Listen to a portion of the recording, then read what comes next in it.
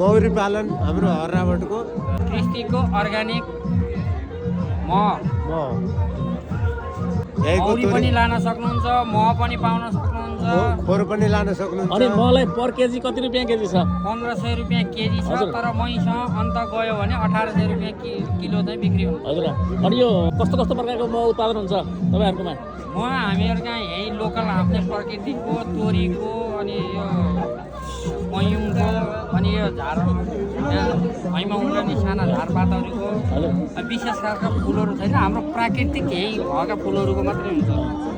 तोरीको महलाई पनि एउटै रेट छ तपाईँको चाहिँ फलफुलको चाहिँ जुन चाहिँ फुल परागबाट बनाउँछ नि मह एउटै रेट छ कि फरक छ? के छ हाम्रो यो अहिले चाहिँ हाम्रो प्राकृतिक रूपमा यहाँ एउटै खालको भएको हुनाले हामीसँग मिक्स खालकै यही मह मात्रै उत्पादन छ। स्पेसल्ली हाम्रा फुलका बुट्टाहरू नभएको हुनाले स्पेसल्ली फुलको बगानहरू छैन नि त हाम्रो। अनि हामी अहिले चाहिँ यो लोकल्ली चाहिँ हामी यताबाट आछौँ।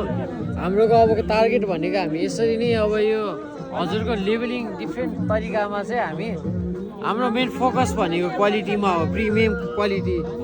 त्यही भएर चाहिँ अहिले चाहिँ यो लोकल्ली गएको छ यहाँ। यसको एमआरपी त्यही अनुसारले छ। यो यहीँको घरको प्रडक्ट हो, यो फार्म नै छ हामीसँग।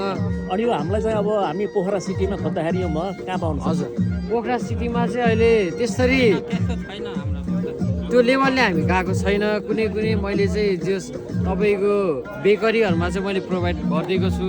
हजुर। र त्यसरी पोखरामै भनेर त्यसरी चाहिँ फ्ल्यासमा छैन, अनलाइन मार्फत चाहिँ सुरुवात गर्दैछु। यो हजुर हजुरलाई चाहिँ अनलाइनमा अथवा चाहिँ कन्ट्याक्टबाट सम्पर्क गर्न सकियो? कन्ट्याक्ट गर्न यो एकदम प्रोसेसमा छ हजुरको। यो यसलाई चाहिँ रिलहरू एउटा यो तपाईँको राम्रै छुट्टै एउटा भिडियो खिचेर हालेर अनि बल्ल चाहिँ तपाईँको पेजहरूलाई चाहिँ अपग्रेड गर्न बाँकी छ। त्यसको लागि चाहिँ अहिले चाहिँ लोकल्ली एकदम स्थानीय यहाँको लोकल्ली यो भनेर यही खालको भन्ने तोरी भन्ने चाहिँ छैन। हस्, धन्यवाद। हस्। धन्यवाद।